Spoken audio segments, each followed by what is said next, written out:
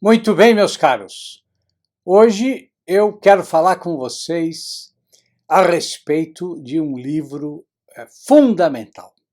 É fundamental para o momento que nós estamos vivendo. Não é um livro muito recente, não. Foi publicado aqui no Brasil em 2015.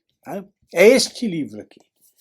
A Beleza Salvará o Mundo, do Gregory Wolfe, que é um escritor, um ensaísta norte-americano. E se depois do que eu vou dizer aqui hoje, você quiser comprar o livro, ele está com 60% de desconto na minha livraria. E o link vou deixar aqui na descrição do vídeo. E por que está com 60% de desconto? Porque eu considero que este é um livro indispensável. E eu realmente quero que muita gente tenha acesso a este livro. Inclusive, o prefácio do livro foi escrito por mim. Bom, o título do livro é impactante, não é mesmo? A beleza salvará o mundo. Bom, vocês sabem de onde essa afirmação foi tirada, do romance O Idiota, do Dostoiévski. Mas uma frase arrancada do seu contexto original, ela pode dar uma ideia errada do que o Dostoiévski realmente quis dizer. Ou pode até manter a mesma ideia, mas de forma simplificada ou de forma parcial. Ou seja, pode tornar menos complexa uma ideia importante, mas correndo o risco de, simplificando, perder aí algumas sutilezas que não podem ser desprezadas, que não podem ser esquecidas. E é o que acontece com essa frase do Dostoiévski. Eu próprio já li e ouvi essa frase nas situações e nos contextos mais diferentes, para justificar as coisas mais absurdas. E já escutei essa frase transformada numa simplificação terrível. E a maior simplificação é acreditar que a beleza, sozinha, vai salvar o mundo assim, num passe de mágica. A beleza pode, sim, salvar o mundo, mas o sentido em que o Dostoiévski usa a frase é mais complexo. A beleza, no contexto do romance, ela não está separada de outros dois elementos extremamente importantes para o Dostoiévski: o bem e a verdade. O Dostoiévski tinha plena consciência de que o bem, a verdade e a beleza são inseparáveis. E se você separa um desses elementos, se você tira um desses elementos do conjunto, o que vai acontecer? Bom, tudo vai ficar, no mínimo, desequilibrado.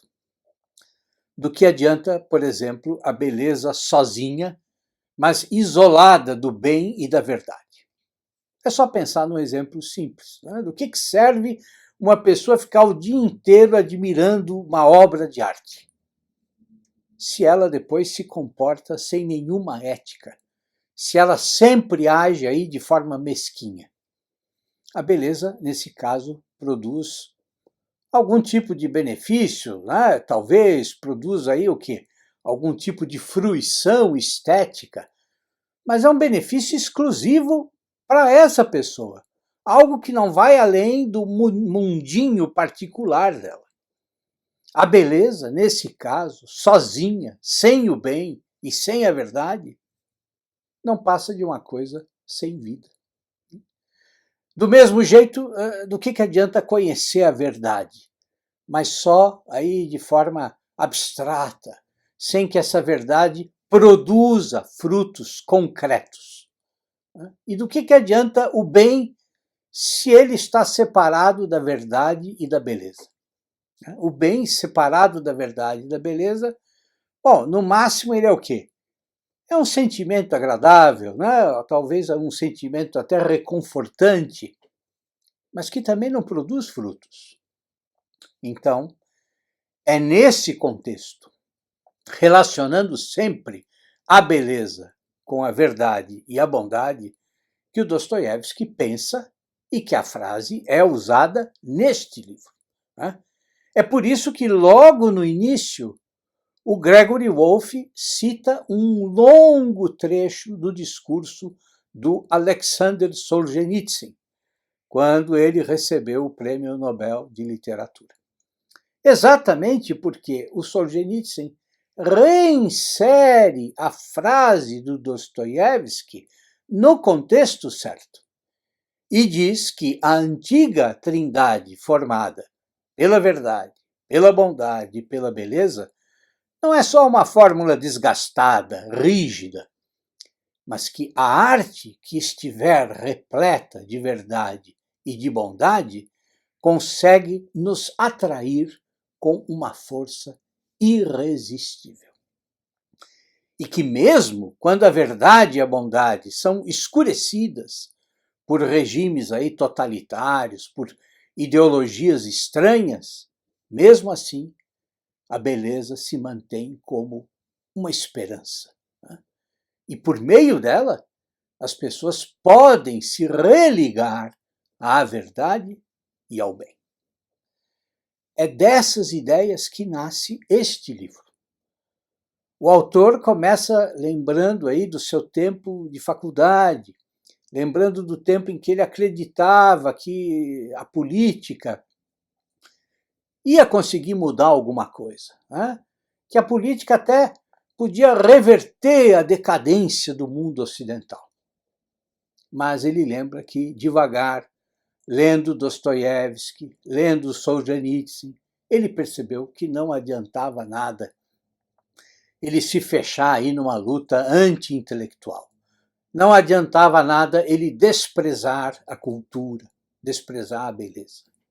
Ele percebeu que, sem dúvida, a política, a retórica, elas são importantes, mas elas não são forças que agem sozinhas.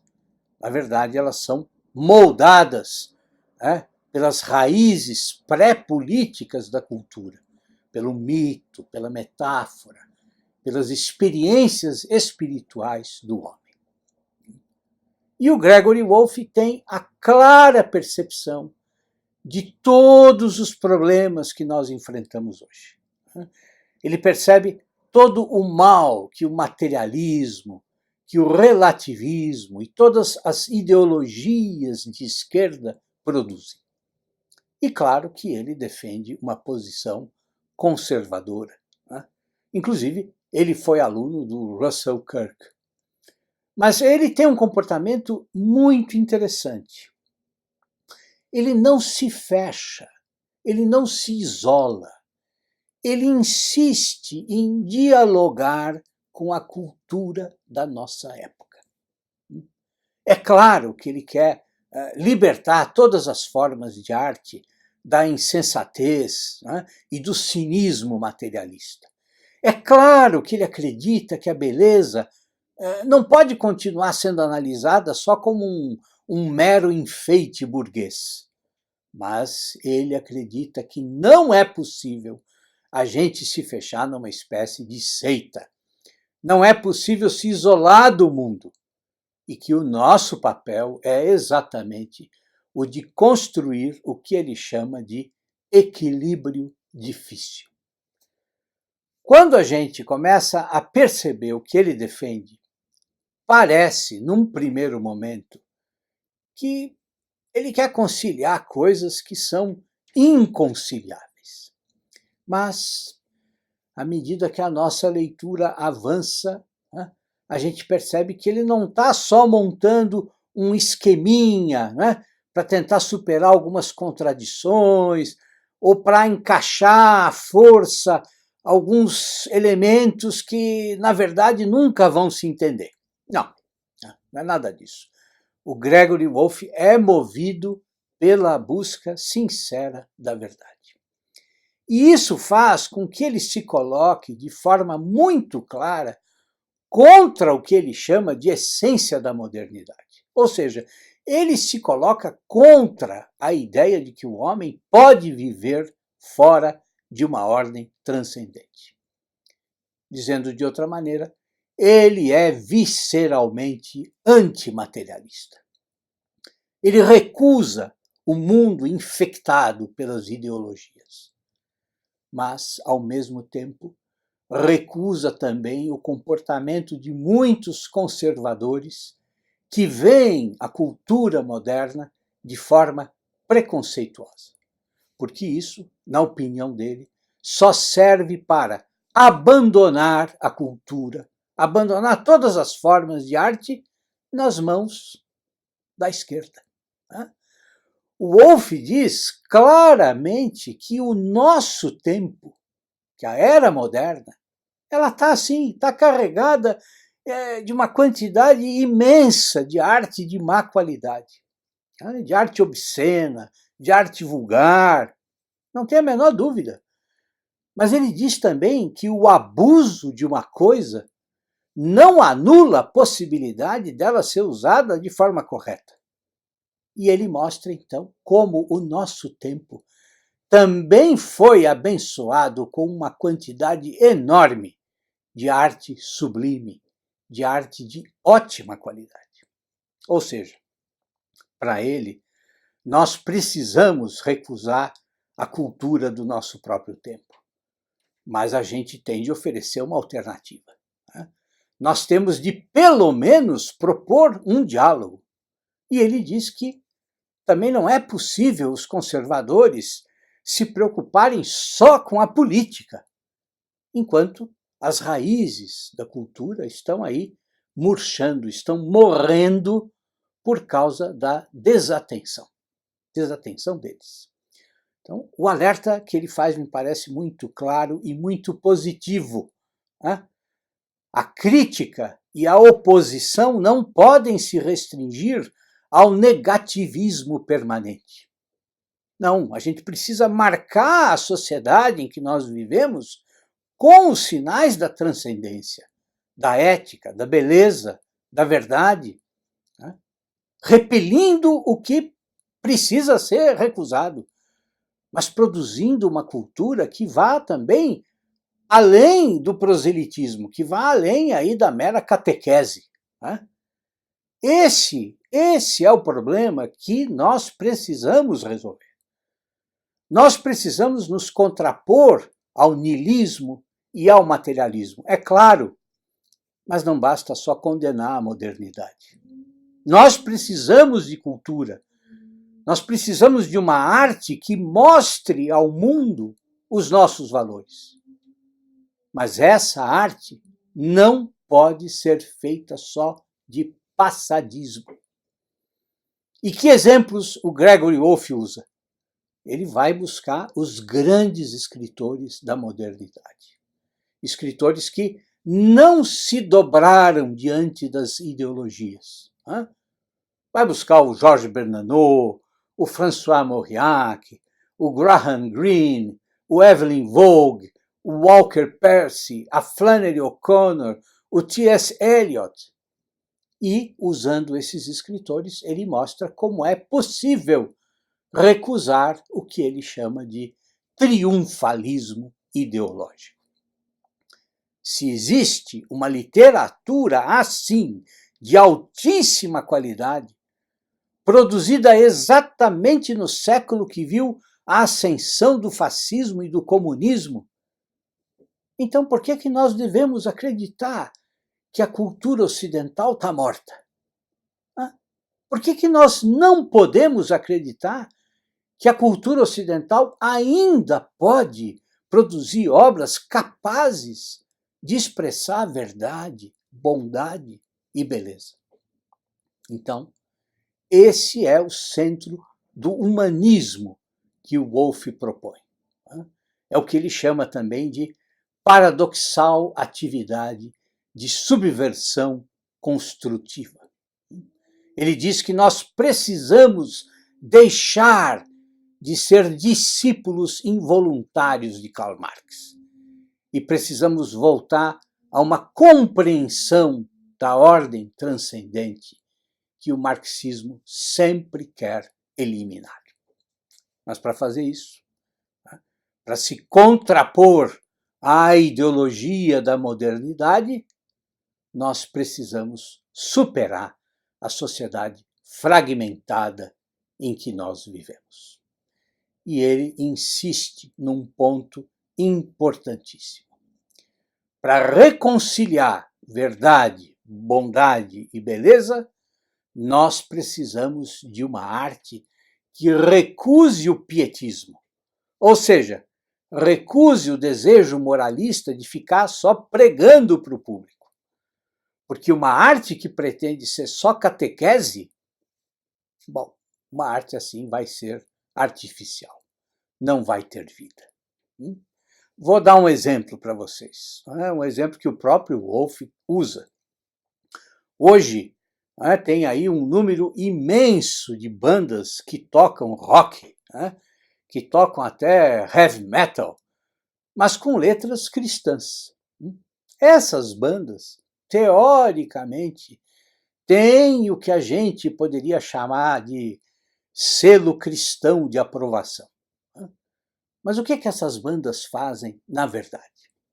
Será que elas estão realmente criando cultura?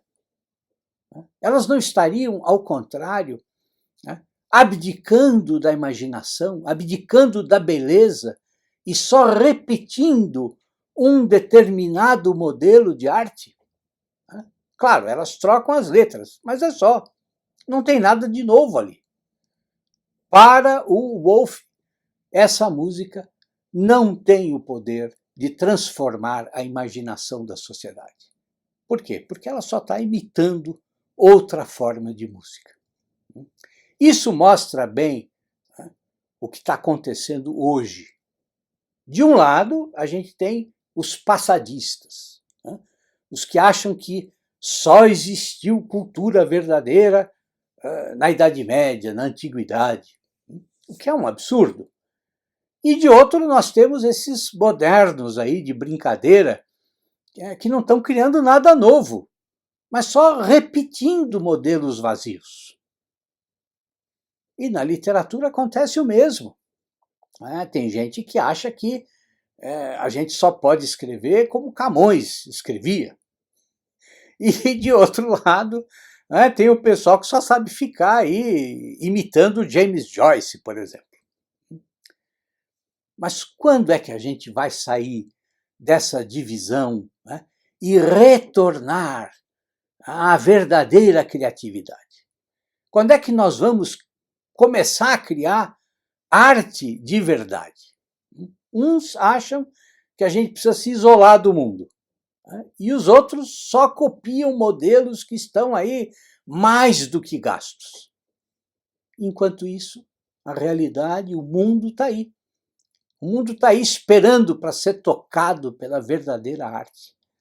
Uma arte que recuse o materialismo, que recuse o niilismo, que recuse o marxismo, mas que não tenha medo de dialogar com o mundo.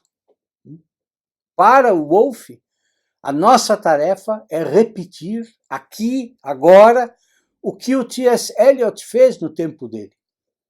Dialogar com toda a cultura, não ficar simplesmente tentando impor uma ordem do passado sobre a desordem atual, mas trabalhar nesse caos, enfrentar o caos de coração aberto e propor soluções para essas ruínas do nosso tempo.